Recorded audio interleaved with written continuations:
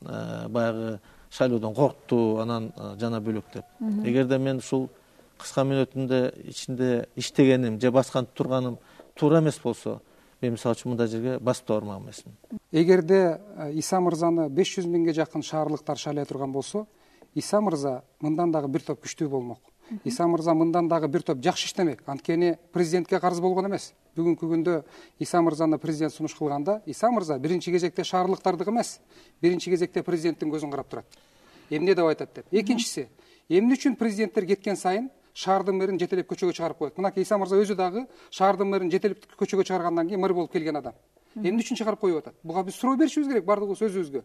Анткени шаардын мэри эл аркылуу келген эмес. Шаардын мэри Бакиев койгон мэр болчу. Аны айдап чыгыш дагы жаңы мэрди алып келди. Жакында башка революция турган болсо, Иса мырзаны чыгарат дагы башка бирөө келет. Эгерде эл менен келе турган болсо, Иса мырзага эч ким эч нерсе деп айта албайт. Анда Иса мырза элдин ишеничине татыган, жеңип келген мэр болуп отурат. Ошондой мыйзам чыгарсаңар ошондой болот. Равшан мырза, ошондой мыйзам чыгабы? Демилге көтөрүлөбү? Демилге көтөрүлдү. Азыркы күндө жаңы жергиликтүү өзүн өзү башкаруу мыйзамынын негизинде шаардын мэрин 2 жол менен шайлай турган болот. Биринчиси түз демократиялык шайлоо, бул шаардыктар шайлайт. Экинчи жолу бул партиялар аркылуу жогорку шаардык кеңеш түзүлөт дагы, шаардык кеңеш мэрдин кандидатурасын сунуш кылат. Кайсы партиялар болбосун өзүнүн кандидатурасын сунуш кылат дагы, алардын кимиси күчтүү болсо, партиялар бергенде азыр мынакей премьер-министр талаш болгондой, шаардык кеңеште дагы мэрдин кандидатурасын ошолор алып чыгып шайлай турган болот. Экөө тең жакшы жол. Закон жалпысынан даяр болду. Жакын арада менин оюмча бир айдын нар жак бер жагында бул мыйзам жогорку кеңешке кирет. Азыр дагы бир суроо сиздерге. Ушул азырынча ушул мезгилде Бишкек шаарын эгер эл добуш берип шайласа, Ошту эске алганда Кыргызстан даяр эмес деген пикирлерге кандай көз караштасыз? Менин оюмча биз андан коркпошубуз керек. Шаарлардын мэрин шайлагандан. Президентти шайлаган кыргыз эли, парламентти шайлаган кыргыз эли, шаарлардын мэрин шайлаганга дагы акыл эси, мүмкүнчүлүгү жетет.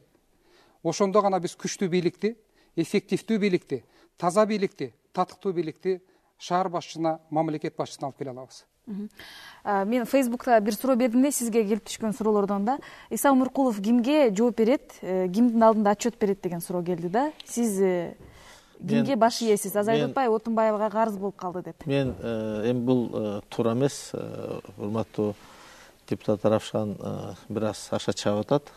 Бул закондо турат. Закондун негизинде дагы жолу кайталайм, шайлоо болду. Ал эми кийин кандай деп закон чыгарат өздөрү билсин. Шаар жалпы эл шайлайбы же болбосо кайта эле кеңештин депутаттары шайлайбы, малы өздөрү чечет. Мага ишим жок. Ал эми кайсы суроо дедиңиз? Сиз кимдин алдында жооп бересиз? Сизди ким дайындаган өзү? Бизди мени мэр катары шаардын кеңештин депутаттары шайлады. Сөзсүз түрдө мен шаарлыктардын алдында, шаардын депутаттарынын алдында гана жооп берем.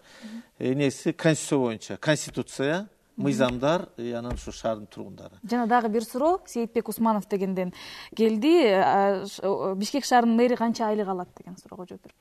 17 миң сом айлык экен. 17 миң сом айлык. Мен бир нерсеге айтып кетейинби? Мынакей биз жогорку кеңеш бир топ ушул маселе боюнча маселе көтөргөндөн кийин Отунбаева өзүнүн жарлыгын чыгарып актанды десек болот да. Мен туура кылып атам. Бүгүнкү күндө абалыбыз аябай кыйын. Целесообразный деген сөз. Целесообразностьты биринчи кезекке койду. Мен айтат элем, биринчи кезекке президент целесообразность эмес, президент биринчи кезекке конституция менен мыйзамдуулукту коет. Бул кайсы гана мамлекетте болбосун ушундай айтылат. Мынакей бүгүнкү кечээ массалык маалымат каражаттарына конституциялык укук боюнча эксперт адис Мурат Укушевдун дагы өзүнүн билдирүүсү чыкты. Ал киши айтып атат: президенттин жасаган кадамдарынын бардыгы мэрди шайлоо боюнча туура эмес. Бул мыйзамсыз деп. Укушев дагы Бакиевдин кадры да, значит.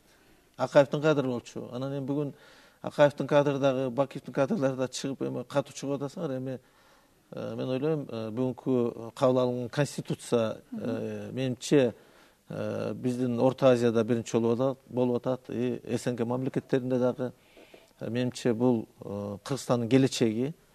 Ошон үчүн мен жөнөкөй жаран катары сиздерден суранат элем, депутаттар урматтуу. Ушул карама каршы келген жердин баарын тең кабыл алып, түзөп, андан тышкары бүгүнкү күндө эми элдин стабилдүүлүгүнө бара турган бир жакшы мыйзамдарды чыгарып, ушундай элге кызмат кылсак да. сөзсүз эле ушул шаарды жакшы көрүп, шаарга кызмат кылыш үчүн мэр болуш керекпи? Биз бардыгыбыз шайлоого барып атканда Бишкек шаарында эл менен жолукканда айтканбыз. Бишкек шаарынын башчысын биз эл шайлай турган кылабыз деп өзгөчө Ата Мекен партиясы Бишкекте иштеген адамдары убада бергенбиз. Мен ошол убадамды элдин алдында аткардым. Бул маселени көтөрдүм. Муну кыргыз эли дагы, шаардыктар да көрүп атат. Ошол убадамды аткарып бүгүнкү күндө маселе көтөрүп атам. Бишкек шаарынын башчысын шайлай турган кылалы.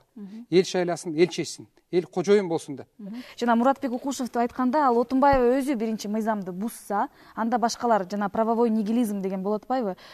Негизи сөз ошол жөнүндө болуп атат да. Сиздин пикириңизди мен так анык уккан жокмун да. Сиз өзүңүздү легитимдүү деп эсептейсиз. Эч мыйзам бузулган жок.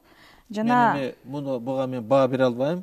Биринчиден Равшан Жээнбеков депутат катары дагы сот эмес, Укушев дагы сот эмес. Эгерде туура эмес же туураны бул Кыргызстанда сот бар, сот чечет. Анан эми ар ким туруп туура эмес деп айта берген, ал эми ар ким өзүнүн ою, ошон үчүн мен ойлойм. Дагы бүдөмүк маселе бул сыр жатат кандайдыр бир деп айттыңыз да, ошону чечмелеп кетсеңиз президенттик шайлоого даярдык деп. Бирок түшүнүксүз да.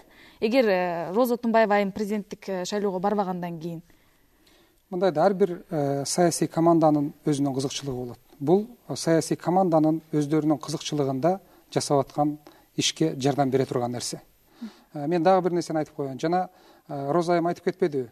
Биз мамлекеттин кызыкчылыгында, мынакей бизде жазымды абал аябай кыйын болуп атат. Ошон үчүн мэрди тезирээк шайлаш керек болду деп. Ошонун артынан мыйзамды бузду да. Аргентинага келген аскер диктатурасы 27 миңге жакын адамды өлтүргөндө дагы, Чилиде бийликке келген Пиночет 3 миңге жакын адамды өлтүргөндө дагы, Бакиевдин убагында дагы бир топ саясатчыларды, журналисттерди өлтүргөндө дагы бардыгы биринчи кезекте кыйкырып мамлекеттин кызыкчылыгы деп жасап келишкен. Бул болбогон нерсе. Президентте, мамлекет башчысында эч кандай мамлекеттин кызыкчылыгы, целесообразность деген сөздөр болбойт. Мамлекеттин башчысында бир гана мыйзамдуулук деген гана сөз бар. Андан башка эч кандай сөз болбошу керек. Равшан мырза, айтсаңыз, мурда Ата Мекен менен СТПК мисалы үчүн дос партиялар, мурдадан бери тилектеш партиялар. Сиз акыркы мезгилде Роза Отунбаева президент айымда аябай кескин сындап жатасыз да. Эмне болду деген суроо келип түштү бизге дагы. Мен же өзүңүз мэр болгуңуз келдиби? Жок, мен эч кандай мэр болоюн деген оюм жок. Бул маселе боюнча эч жерде көтөрүлгөн да эмес. Мен эки нерсеге каршы чыктым. Биринчиси, президент айым айтты, менин айлыгым 30 миң сом деп. Биз жогорку кеңеште муну аябай талкуулап чыкканбыз. Президенттин айлыгы бүгүнкү күндө 30 миң сом эмес. Бардык төлөмдөрү менен, бардык чогулган нерселери менен 120 миң сом. Мен болгону гана президенттин калп айтканын чындыкка чыгарып бердим. Биз бүгүнкү күндө парламенттик мамлекет курууда биз каршылыктарды жана баланстарды жаратып атабыз. Бири-бирибиз туура эмес айтсак, мамлекеттик кандайдыр бир чечимдерди туура эмес кабыл алынса, биз саясий оппоненттер бири-бирибизге бетибизге айтышыбыз керек. Экинчиси, мыйзамды бузуп, шаардын мэрин шайлоо жөнүндө указ жарыялады. Бул боюнча дагы айттым. Бул принципиалдуу позиция. Шаардын мэри шайланышы керек. Эгерде мындан кийин дагы президент мыйзам бузуп, кандайдыр бир принципиалдуу нерселерди туура эмес жасай турган болсо, өзүмдүн көз карашымды айта берем. Сиздин сыныңыз бул упай топтоо, саясий жактан упай топтоо эмеспи? Ошондой да баалагандар бар да. Эми ар бир адам өзүнүн көз карашына жараша баалайт. Антип ойлогондо адамдардын дагы туура болушу мүмкүн, туура эмес болушу мүмкүн. Мен депутат катарында, саясатчы катарында өзүмдүн позициямды туура болобу, туура эмес болобу, бирөөгө жагабы, жакпайбы, качан болсо дагы айта берем. Рахмат сизге. Ушуну менен программабызды жыйынтыктайбыз. Урматтуу көрөрмандар, сиздер ыңгайсыз суроолор телепрограммасын көрдүңүздөр. Бүгүн биздин студияга Бишкек шаарынын мэри Иса Өмүркулов жана жогорку кеңештин депутаты Равшан Жээнбековдор келишти. Сиздерге чоң рахмат. Биз сиздер менен келерки шаршемби кечки саат 9-да көрүшөбүз. Ушул эле программаны сиздер Азаттык чекиткейжи сайтынан да көрө аласыздар. Көрүшкөнчө. Бүгүнкү күндө мамлекетибиздин дефицити 31 миллиард. Биз президент 120 миң сом албай, өзү айткандай, өзү айтып атат 30 миң деп. Ошого жүрүп койсун андай болсо. Мынакей Грузияда 1,5 миллиардтын где-то 7% дефицит менен бүт бардык чиновниктер машиналарын сатты.